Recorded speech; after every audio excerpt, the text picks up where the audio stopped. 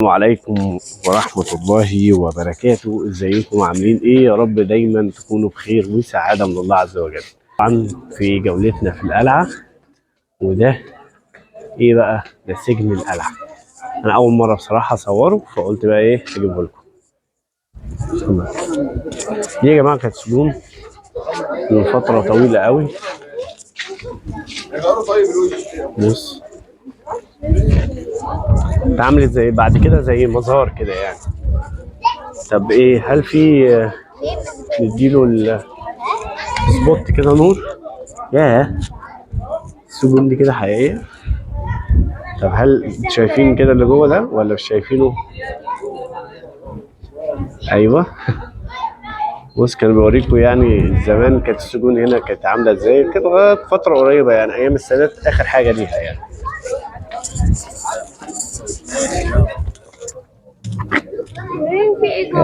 السجون يا حبيبي. دي بص، بص السجون هنا عامله يا كانت صعبه قوي السجون هنا. اي حد هيخالف يخش هنا على طول. بصوا خشوا حطوا عينيكم هنا.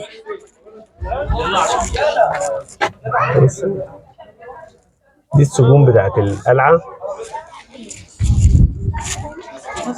بيحطوا فيها زي تماثيل كده وحاجات. دي تماثيل مساجين. ايوه عاملين تمثيل. دي بقى الاماكن اللي كانوا بيحبسوهم فيها لما حد ايه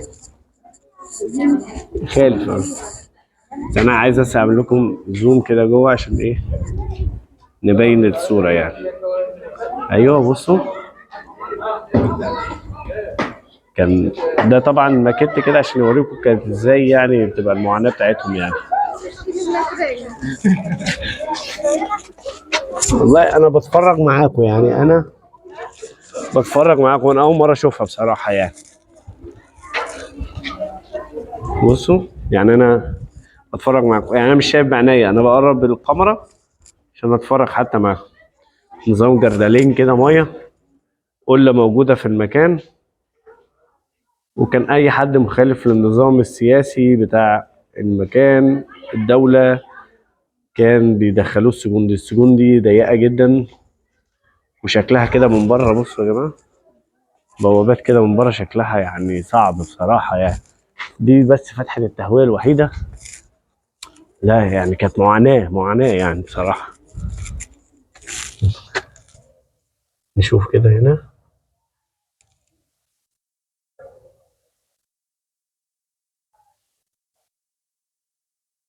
هي مفيش غير الرف ده الوحيد اللي في قلب الأوضة يعني، وهي على وضعها من ساعتها يعني. هي وكل الغرف نفس الكلام يعني. طبعا انا بصور لكم والدنيا بتمطر وحاجه صعبه قوي يعني. هنكمل بقى معاكم ونوريكم متحف الشرطه في الفيديو دوت عشان ما نطولش عليكم. يا جماعه اجواء الشتاء الجميل في القلعه صراحه يعني حاجه جميله قوي يعني. ده ممكن تخش في اللي بعديها، هي ده المتحف بعديها على طول، نخش المتحف على طول على الاقل نستمتع. ده هي دلوقتي كده ما شدتش. يلا يلا خش المتحف بسرعه. يلا يا مودي.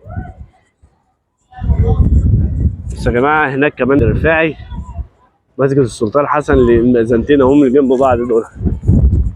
متحف الشرطه اهو هناك اهو. هنخش نكمل لكم الفيديو فيه من جوه، خليكم معانا. ده كان لبس الشرطه زمان يعني في المكان يعني.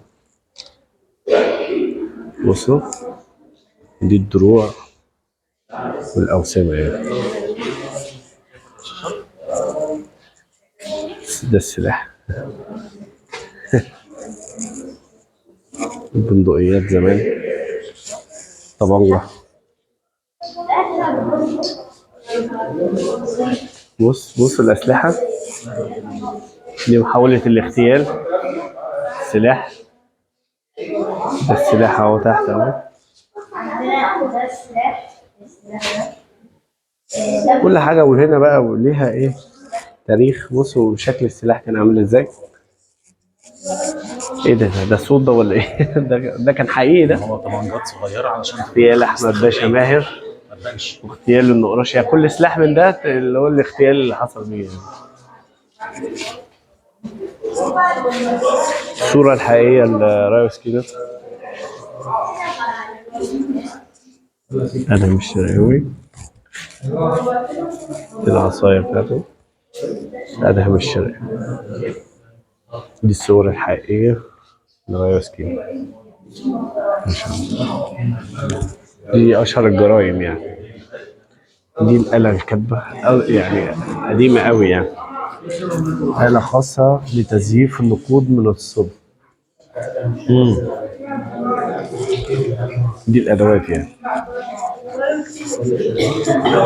أشهر الجرايم، فطبعا من ضمنهم رايوس كده يعني. يلا تاخد صورة مودي. دي كانت مطبعه لتزييف العمله. العملات بقى يعني. دي كده 10 جنيهات. بنك الجنيه، ده الجنيه. 20 قرشا، 5 جنيه، أيام ما كان فيها بركة يعني.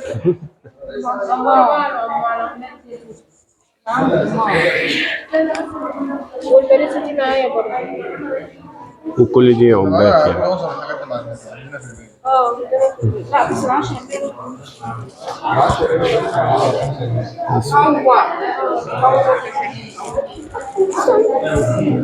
معلش انا لا ولا يهمك ولا يهمك معلش. ده السفاح.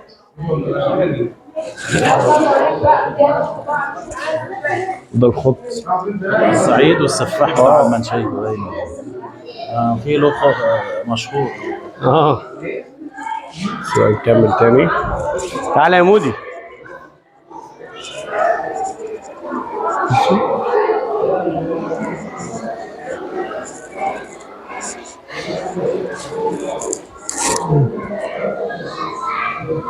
مجموعة الأسلحة اللي استخدمت في معركة الإسماعيلية. مجموعة من الأسلحة ترجع إلى العصر الحديث.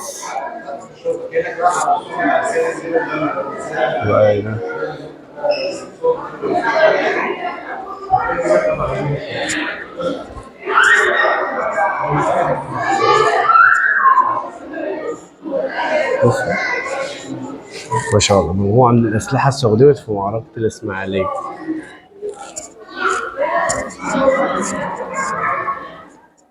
مركب من الخشب تمثل الشرطة النهرية في الدولة القديمة.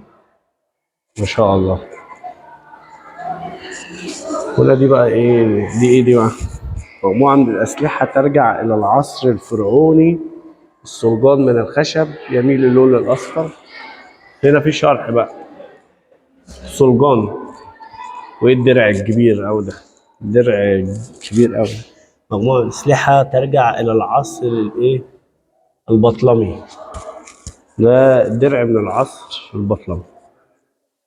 وهنا دي الخوذ والدروع والحربة. مجموعة من الأسلحة ترجع إلى العصر الإسلامي. ودي مجموعة من السيوف والبلطة والحاجات دي كده كلها ترجع إلى عصور مختلفة. اللي عايز يعرف بقى إيه المعلومات يعني مش هقراها كلها طبعا. بصوا الأشكال العجيبة وغريبة من الأسلحة يعني.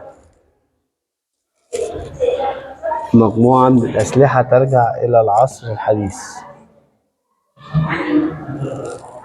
ده شكل الأسلحة يا جماعة في مختلف العصور يعني. بص الدروع شكلها عجيب أوي وغريب يعني. والسيوف، سيوف وحاجات غريبة أوي يعني.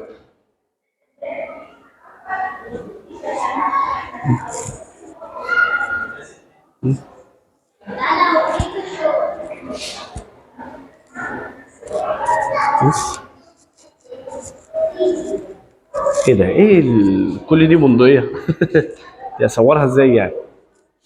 سلاح ناري اثري يعمر من الفوهة ويعمل بنظام الحجر الصوان. ايه ده؟ كل دي بندقية بيضربوا بيها؟ ده لو كان ضربوا بيها لوحده كان مات من غير الرصاصة. اه والله. والسيوف بقى وشوية حاجات كده ايه. وهنا بقى ايه دي الحاجات الجميلة دي؟ دي بيسموها ايه بقى؟ هي بندقيات؟ لا ابعد عن الازاز شوية. مودي بس.